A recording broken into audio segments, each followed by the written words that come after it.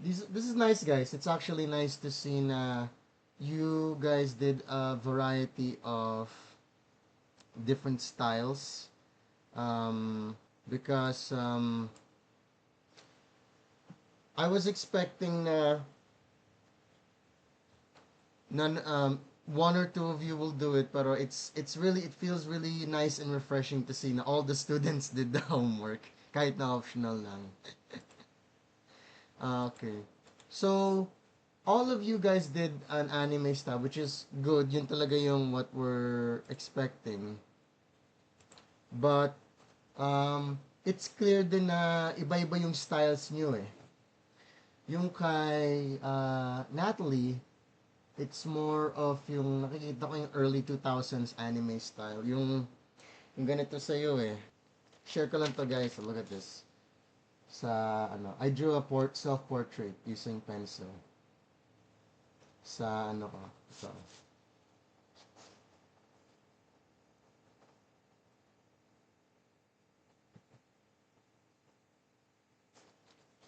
yeah. Well, ayun, it's artist din eh. So, you know, yung malapad yung gap dito sa mata. It's like, ano eh, naisip ko parang early 2000s brats or parang ganun naisip ko eh. Parang, parang ganun eh. Yung kay, ano, yung kay Gabriella, for some reason nakikita ko dyan si Gwen. Teacher, it's Gabriel po. Oh, sorry, Gabriel. Sorry, this is the first time I heard you speak. So how am I supposed to?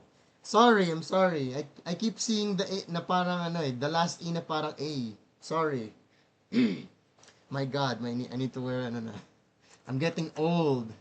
I need I need to wear my senior citizen glasses, huh? I need to wear my senior citizen glasses, huh? Ay nako, the kids. Ay nako. Okay, Gabrielle. Ayun, thank you for clarifying. And thank you for finally speaking, okay? It took us one day, but hey, it's better now than never. Um, yung sa'yo, for some reason, naiisip ko si Gwen from Ben 10. Well, maybe because yun na yung itsura ng character eh. But yung big eyes, ganito yun eh. Okay. Okay. Nakikita ko dyan si Star versus the Forces of Evil. Parang ganun yung style. Ganito sa ano, look at this, sa paper ko. Ganito yung sa kanila, yung Cal Art style.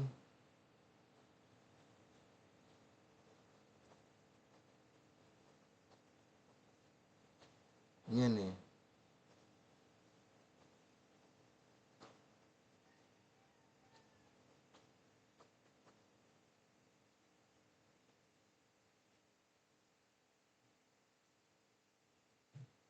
Yan, kita ba?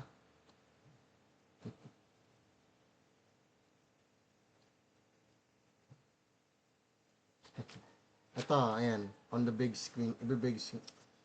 Hindi nagpapakita, hindi nagpapakita. This style. Ayan, good. Ay, Diyos ko. Okay, sige. Good, ayan. I'm such a caveman when it comes to using technology. Ayan o, ito yung style ni Gabrielle. Tingin kita ng Wednesday meets ano, alam mo yung character dun sa animated movie na Red? Yung girl, yung Chinese girl dun sa Red. Parang ganun yung, kasi yung shoulder cut hair, tas yung, parang ganun eh, yung ganung, parang, ganung attitude. Ito nagkakagawa ko. Ito, ayan.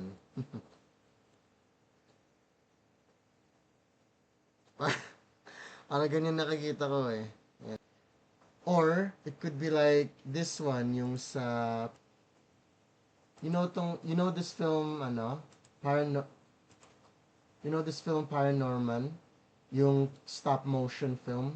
Ayan, yung, ito naisip ko eh. Kita ba? Yung ganyang character design. Queen or kin? Which one ba?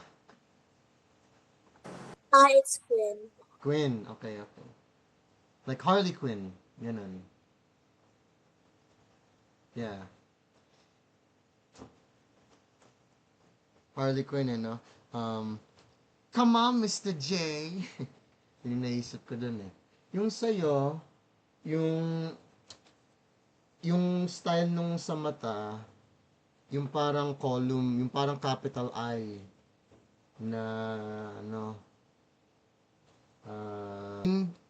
in the no, in the different character designs. Yes, they're all anime. Yes, they're all different styles, but eto yung pagka-construct ko sa figures, ginagamit ko din dito mga basic shapes. Okay? Like, for example, ito, look at this, yung character na to, gumagamit lang ako ng oval to create her head. Tapos sa hair niya, magamit lang ako ng sharp lines. Tapos, careful arch to create yung hair. And may character ka na. Dito, sa other one, para siyang boxy na malaki. Actually, it's more like para siyang piatos shape. Tawag doon, hexagon. Pero kapag ganyan, yung base shape pa rin is rectangle. May lang siya, triangular points on the top and the bottom. Tapos dito sa mata, square din. Yung bibig square din. Ayan, para na siyang monitor character. Slightly complicated eh. Meron siyang malaking oval dito sa base of her head, but yung cheek, it's another separate circle na perpendicular dun sa big circle. Okay? Ito, my poor attempt at trying to remember a Looney Tunes character. Yan.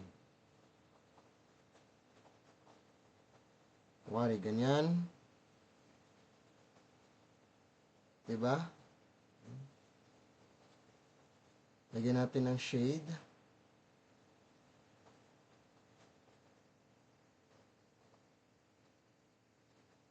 Or, same shapes, ganyan. We can make,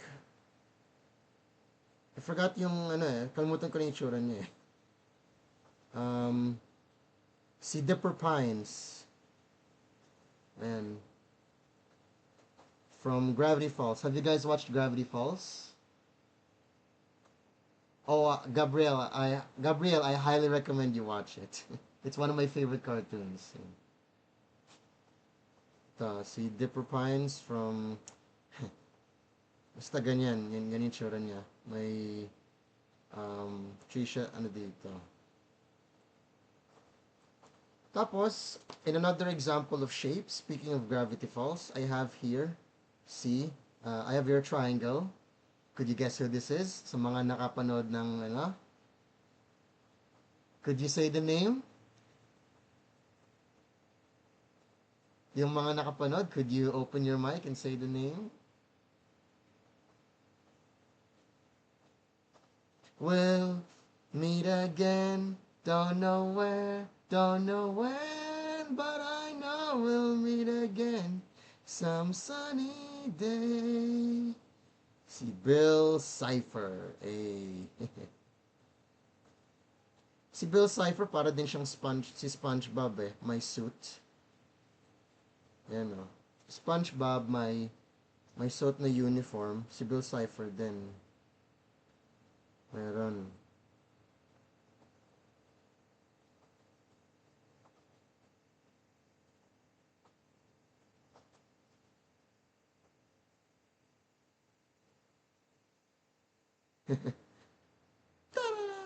Ay, nako.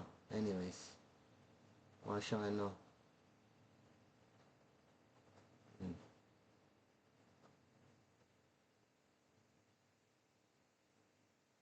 Ayan. Sige. Anyways. Ayan. Um, you can try to, if basta magjo-join kayo ng characters, always try to imagine yung basic shapes niya. Okay? Yan, triangle. Always try to imagine yung basic shapes niya when drawing them. Okay? Even in small details like yung sa necktie ni Bill, yung sa mata niya, yung sa, yung sa kamay ni SpongeBob, this is just mga curves, curls, mga arabesques, ganun. Different in proportions, pero same principle pa rin. Na-apply pa rin dito yung tinuro ko yesterday na straight lines and arabesques, pero sineshape mo na siya into shapes. uh, binabend mo na siya into shapes, okay?